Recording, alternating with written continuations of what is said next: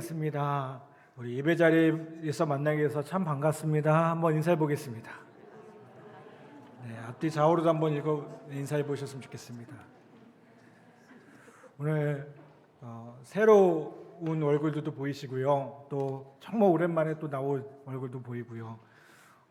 귀한 예배 자리인 것 같습니다. 여러분, 오늘 이 예배 자리를 통해서 하나님과의 놀라운 교제를 누리며 또한 우리 성도들과의 풍성한 교제가 가득한 귀한 은혜가 있기를 간절히 축복합니다. 성경 66권 중에 로마서는 특별한 책입니다. 하나님께서 이 로마서를 통해서 얼마나 많은 사람들을 바꾸셨는지 모릅니다. 우리가 잘 아는 어거스틴, 마틴 루터, 존 칼빈, 존 웨슬리를 변화시킨 성경으로도 유명합니다. 많은 성경학자들이 이 성경을 반지에 비유하면 로마서는 그 반지에 박힌 보석이라고 말을 합니다. 로마서가 사람을 변화시키고 역사를 만들어 온 것은 복음을 가장 정확하게, 가장 탁월하게 증거해 주는 성경이기 때문에 그렇습니다. 로마서는 로마 교회에게 보낸 사도 바울의 편지입니다. 그런데 로마 교회는 그야말로 지하 무덤입니다. 주 313년 기독교가 공인될 때까지 무서운 박해를 피해 카타콤이라는 지하 무덤에서 300년을 숨어 지내야 했던 교회였습니다. 300년 동안 지하 무덤에서 살아야 했던 고난은 역사상 유례가 없는 고난일 것입니다. 그런데 그 고난을 로마 교회는 이겨냈습니다. 어떻게 그 고난을 이겨냈겠습니까? 주 57년경 사도 바울이 로마에 보낸 이 편지 때문이었다고 생각이 됩니다. 이 편지 안에 고난을 이길 수 있는 복음이 있었습니다. 로마 교회는 진정한 복음으로 무서운 핍박을 이겨냈고요. 결국 로마가 기독교 국가가 되는 그런 놀라운 역사가 일어나게 되었다는 겁니다. 여러분, 그리스도인에게는 엄청난 하나님의 복이 주어졌습니다. 그런데 안타까운 것은 우리 모두 하나님의 복을 가지고 있으면서도 그 가치를 모른다는 것입니다. 이 복은 어느 누구도 부럽지 않고 어느 형편에서도 감사하며 모든 사람들에게 나누어 주고 싶은 것입니다. 그것은 무엇일까요? 바로 복음입니다. 그런데 사도 바울이 오늘 말씀을 통해 아주 분명하게 선언합니다. 16절에 뭐라고 얘기합니까? 내가 복음을 부끄러워하지 아니하노니 라고 말씀합니다. 한번 따라서 합시다. 내가 복음을 부끄러워하지 아니하노니. 아멘. 저는 이것이 얼마나 놀라운 고백인지 다시 한번 생각하게 됩니다. 사도 바울이 복음을 부끄러워하지 않겠다는 것은요, 형편과 여건이 좁아서 그런 것이 아닙니다. 그의 형편은 우리의 상황보다 더 어려웠습니다. 로마는 당시 전 세계 정치, 경제, 문화, 군사의 중심지입니다. 로마 제국에서는 당대 최고의 영화와 권력을 가진 황제가 신으로 숭배를 받았습니다. 그에 비하면 십자가에서 죽은 예수의 복음은 너무나도 초라했습니다. 로마 교회는 완전히 무시당하고요, 나중에는 엄청난 핍박을 받는 교회였습니다. 예수를 믿는 사람들은 지하 무덤에서 살아야 했습니다. 모두 빼앗기고 아무 저항도 없이 비참히 죽어가고 십자가에 못 박히고 경기장에서 짐승의 먹이가 되어야 됐습니다. 그런데 그런 상황에서 어느 누가 예수를 믿고 싶어 하겠습니까? 예수를 믿는다는 것은 부끄러운 일이었고요, 복음은 조롱받았습니다. 어리석은 자들이나 믿었다고 생각했습니다. 그런데 그런 로마 교회 교인들에게 사도 바울은 뭐라고 얘기합니까? 복음을 부끄러워하지 않는다라고 선언합니다. 사도 바울은 복음을 전하다가 빌립보에서 감옥에 갇혔고요, 데살로니가에서 추방당했고요, 베레에서 몰래 탈출했고요, 아덴에서 조롱당했고요, 헬레인에게는 무식한 사람 취급을 받았고요, 유대인에게는 거치는 돌이 되었습니다. 그런데 사도 바울은요, 복음을 부끄러워하지 않았습니다. 그래서 부끄럽지 않은 복음, 아니 너무나도 전하고 싶었던 그 복음을 전하고 또 전했던 것입니다. 그런데 저는 여러분 솔직히 복음이 부끄러웠습니다.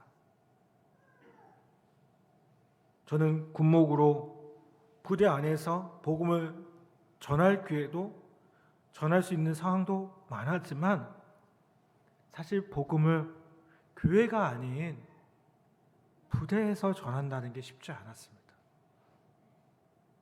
아주 솔직한 고백입니다. 저는 왜 복음을 부끄러워했냐면 그저 이 복음을 교리로만 알았기 때문에 그렇습니다. 마치 이단이 얘기하는 것 같죠. 여러분, 복음은 교리가 아닙니다. 복음이 교리로 그치면 아무 능력이 없습니다. 사람들이 들으려고 하지 않습니다. 뭐라고 합니까? 너나 믿으라고 합니다. 복음은 예수 그리스도 그분으로 사는 것입니다. 예수님이 우리를 위해서 죽으셔서 우리를 속죄하시고 우리를 구원하실 뿐만 아니라 우리를 위해서 십자가에서 죽으심으로 우리의 죄를 용서하신 부활의 주님이 지금 내 안에서 살아서 역사하는 것입니다. 그래서 복음은 단순히 머리로 아는 교리가 아니라 뭐예요? 우리의 삶에 나타나는 능력이라는 겁니다. 사도 바울은 오늘 말씀 1절에 보면 뭐라고 합니까? 자신을 예수 그리스도의 종이라고 소개를 합니다. 종이라는 게 뭘까요? 주인이 있다는 겁니다. 누구의 종이라면서 주인이 없다면 그 사람이 어떻게 종이겠습니까? 시키는 주인이 있으니 종이 있는 겁니다. 그런데 사도 바울에게는요, 누가 주인입니까? 주 예수님이 주인이셨던 겁니다. 우리는 기도 가운데도 고백합니다. 주님, 여러분, 이 주님이라는 게 뭡니까? 우리가 고백하는 예수 그리스도가, 그 하나님이 우리의 주인 되신다는 거 아니겠습니까? 사도 바울은요, 복음 그 자체를 살아내고 있었던 것입니다. 사도 바울은 복음이 무엇인지에 대해서 2절부터 4절까지 아주 명확하게 이야기합니다. 이 복음은 하나님이 선지자를 통하여 그의 아들에 관하여 성경에 미리 약속하신 것이라, 그의 아들에 관하여 말하면 육신으로는 다윗의 혈통에서 나셨고 성결의 영으로는 죽은 자 가운데서 부활하사 능력으로 하나님의 아들로 선포되셨으니 곧 우리 주 예수 그리스도시니라. 여러분 보세요. 이 말씀을 한 문장으로 요약을 해보세요. 어떻게 요약합니까? 너무나도 쉬워요. 이 복음은 뭐라는 거예요? 예수 그리스도라는 거예요. 그 안에 설명들이 나왔지만 이 복음은 예수 그리스도라는 거예요. 복음이. 여러분, 예수님이 주인이시고 예수님이 왕이 되신다는 겁니다. 우리가 이 사실을 안다면 우리는 복음의 감격으로 살 수 있으리라 믿습니다. 여러분, 우리가 예수를 믿으면 우리의 죄가 용서받고 그래서 하나님의 의가 드러나게 됩니다. 17절에 보면 복음에는 하나님의 의가 나타나서 라고 말씀하고 있습니다. 우리는 의롭지 않지만 예수님이 우리를 위해서 죽으셨기 때문에 하나님께서 우리를 의롭다고 인정해 주신 것입니다. 여러분, 우리는 여전히 죄인입니다. 그런데 예수님께서 누구를 대신했어요? 나를 대신해서, 우리를 대신해서 죽으셨기 때문에 이제 누구를 보지 않고요? 나를 보지 않고요, 예수님을 바라보시면서 그분 때문에 의롭다고 인정해 주신다는 거예요. 하나님의 의를 우리에게 덧입혀 주신 것입니다. 이거를 신학적인 용어로 칭의라고 합니다. 영어로 justification이라는 단어를 써요. 의롭게 되었다. 그런데 여러분, 하나님이 우리를 의롭다고 덧입혀 주셨을 뿐만 아니라 이제 우리를 어떻게 하셨습니까? 그렇게 살아갈 수 있도록 만들어 주셨습니다. 여러분, 복음이라는 게 나 같은 죄인 살리신 주님의 놀라운 은혜, 그것에 감격하는 겁니다. 아멘? 감격했다면 여러분 어떻게 됩니까? 살아야 됩니다. 그렇게 살아야 됩니다. 하나님의 의가 온전히 드러나서 실제로 의로운 자로 살게 되는 것, 그래서 삶이 완전히 주님을 만나기 전과 다른 모습으로 살게 되는 것, 이것이 복음입니다. 살인 강도죄를 저지른 사람이 사형 선고를 받았습니다. 그런데 그가 사면을 받게 됐습니다. 여러분, 죽을 수밖에 없었는데, 사형 선고를 받았는데 용서를 받고 살겠으니 이게 얼마나 큰 은혜겠습니까? 그런데 죄사함을 받은 그 사람이 성품이나 인격이 변하지 않고 삶이 변화되지 않아서 풀려난 다음 또 죄를 지었다면 그를 사면해 준 것에 대해서 잘한 일이겠습니까? 용서할 가치가 있는 것이겠습니까? 여러분, 우리가 죄 용서받았다는 게요, 그런 용서가 아닙니다. 주일날 내가 지난주에 살면서 나의 모든 죄를 용서해 주십시오라고 해서 그냥 죄 지은 모습으로 그대로 나와서 용서받았으니 이제 됐어, 그리고 또 한 주간 아무렇지 않게 또 죄 지으며 살다가 이렇게 또 오는 게, 그게 죄 용서받는 게 아니라는 거예요. 여러분, 회개라는 말을 아시죠? 회개가 뭡니까? 돌아서는 겁니다. 어떻게요? 죄를 향해서 살던 우리의 모습이 예수 그리스도를 무시하고 예수님을 떠나서 살던 우리의 삶이 이제 완전히 돌이키는 겁니다. 그 방향으로 가는 게 아닙니다. 여러분, 우리의 죄가 용서받았다는 거, 이거 정말 큰 은혜입니다. 아멘?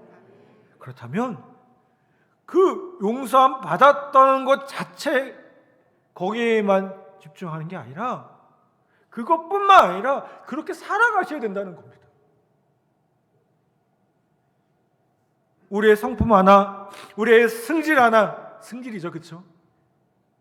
안 변하고 계속해서 죄를 짓고 또 주일마다 나와서 하나님 나를 받아달라고 이런다면 하나님이 왜 그런 용서를 하셔야 됩니까?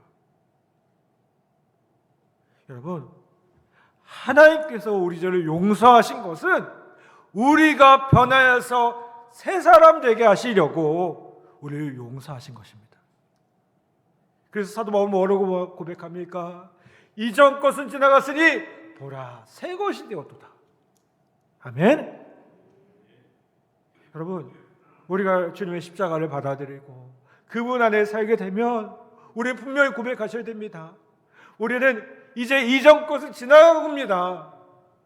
똑같이 죄짓고 범죄하고 죄를 따라 사는 삶이 아니라 하나님 원하시는 모습대로 다시 한번 우리의 방향을 전환하고 그렇게 살아가야 된다는 겁니다.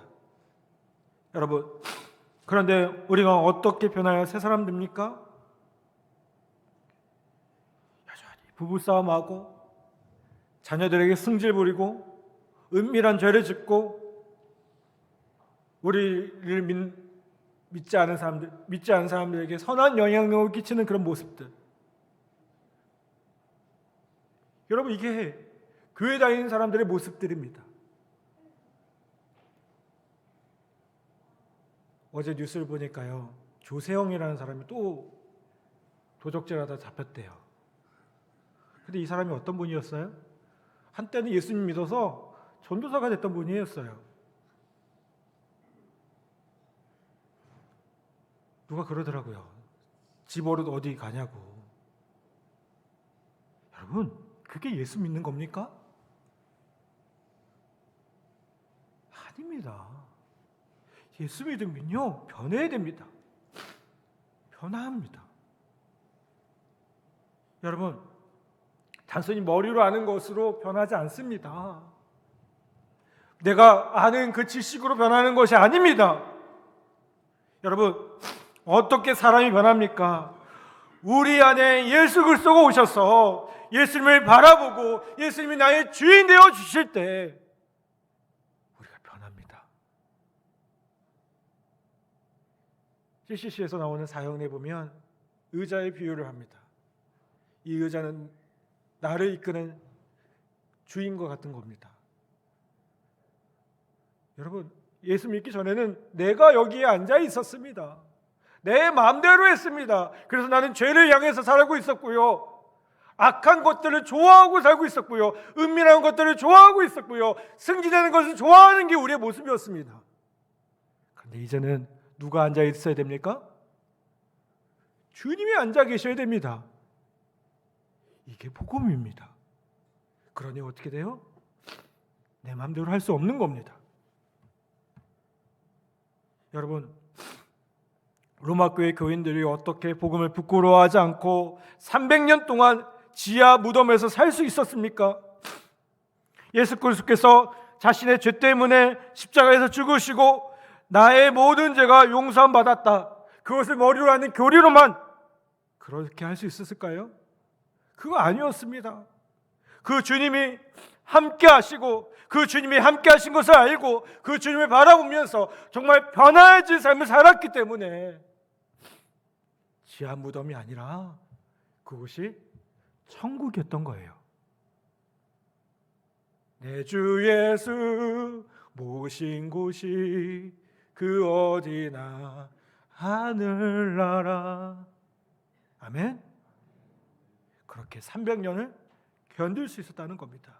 그리고 드디어 로마가 뒤집어졌죠.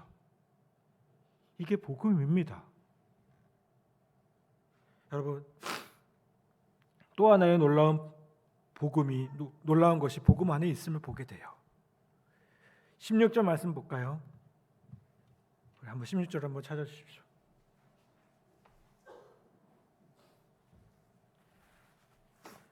말씀 여러분들 한번 봉독해 주시기 부탁드립니다. 시작.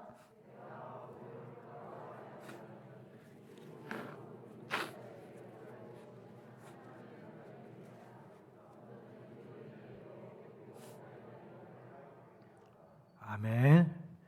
자, 여기 보면 16절에 뭐라고 말씀하냐면 이 복음은 모든 믿는 자에게 구원을 주시는 하나님의 능력이 된다고 얘기합니다. 여기 사도 바울이 모든이라고 쓴 데는 큰 의미가 있습니다. 바울은 유대인과 헬라인에게 이방인 이르기까지 모든 믿는 자라고 설명합니다. 이제는 유대인만 구원받는 것이 아니라 모든 이방인들이 다 구원받게 되었다는 겁니다. 사도 바울은요, 이 사실에 크게 감격했습니다. 여러분, 이건요, 당시로는 상상할 수 없는 일이었습니다. 왜요? 구원은 유대인만 받는 것이었고요, 유대인 역시 그렇게 확신했습니다.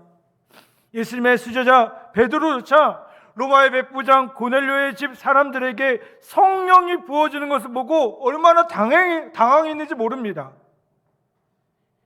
이제는 모든 민족에게 구원의 길이 열린 것입니다. 하나님의 계획대로 계획은 5절 말씀처럼 모든 이방인 중에서 믿어 순종하게 하나니라고 말씀하고 있습니다. 그래서 하나님이 모든 이방 민족에게 구원의 문이 열렸다는 이 복음을 전하게 하시려고 택하신 사도가 바로 누구라는 거예요? 사도 바울이라는 거예요. 그래서 사도 바울은 뭐라고 합니까? 당시 땅끝이라고 생각했던 스페인에까지 가서 복음을 전해야겠다고 생각한 것입니다. 사도 바울은 이 구원의 복음을 전하고 싶은 마음이 간절했습니다. 전하지 않으면 다 멸망당하게 되고 가서 전해주면 그들이 다 구원받을 것이기 때문에 그렇습니다. 여러분, 이게 빚진 마음입니다. 그래서 자신을 복음의 빚진 자라고 이야기하고 있다는 겁니다.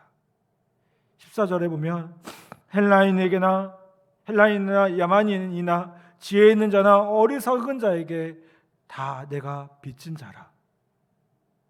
그런데 어느 날 로마에 예수 믿는 사람들이 생겼다는 소식을 듣게 되자 사도 바울은 흥분하게 됩니다. 그래서 15절이 이렇게 얘기합니다. 그러므로 나는 할 수 있는 대로 로마에 있는 너희에게도 복음 전하기를 원하노라. 여러분, 사도 바울이 얼마나 복음의 감격에 사로잡혔는지 여러분 느낌이 오십니까? 사랑하는 여러분, 사도 바울은 복음이 우리를 바꾼다는 것을 분명히 알았습니다. 그리고 그렇게 살았습니다. 여러분, 복음이 우리의 삶을 바꿉니다. 나라와 민족, 기독교의 역사를 바꾸었습니다. 여러분, 복음은 능력입니다.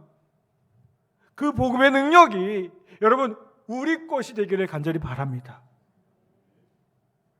우리는 교회 다니면서도 그저 머리로 아는 것에 만족합니다. 내가 교회 알아. 예수님에 대해서 알아. 그래서 여러분의 삶이 바뀌었습니까? 그것 때문에? 그것 때문에 여러분의 인생이 달라졌습니까? 그것 때문에 여러분 자녀에게 승질내는 걸 한 번이라도 더 참아본 적이 있으십니까? 아니잖아요. 여러분, 복음은 우리를 변화시키는 능력입니다. 진정으로 여러분 예수 믿고 변화되었다는 그 사실을 증거하는 우리가 되기를 간절히 바랍니다. 머리로만 하지 않기를 바랍니다. 복음을 부끄러워하지 않기를 바랍니다. 여러분, 그런 복음이 그들을 변화시켰을 때 그들로 통해서 로마가 변화되어지고 온 세계가 변화되어지는 놀라운 역사가 일어나게 됐습니다. 여러분, 오늘 복음이신 주 예수 그리스도, 그분이 우리의 주인 되어 주시고 우리의 왕이 되어 주셔서 우리를 온전히 다스리시는 귀한 은혜가 있기를 간절히 바랍니다. 그분으로 인해서, 그런 변화된 모습으로 인해서 우리가 변화되어지고 우리의 가정과 우리의 삶이 놀랍게 변화되어져서 이 땅 가운데 놀라운 복음의 역사가 다시 한번 나타나는 귀한 은혜가 있기를 간절히 바랍니다. 그런 귀한 은혜가 저와 여러분에게 충만하게 나타나기를 주님의 이름으로 간절히 축복합니다. 아멘. 이 시간 우리 말씀을 기억하며 우리 함께 찬양하기 원합니다. 내 안에 가장 귀한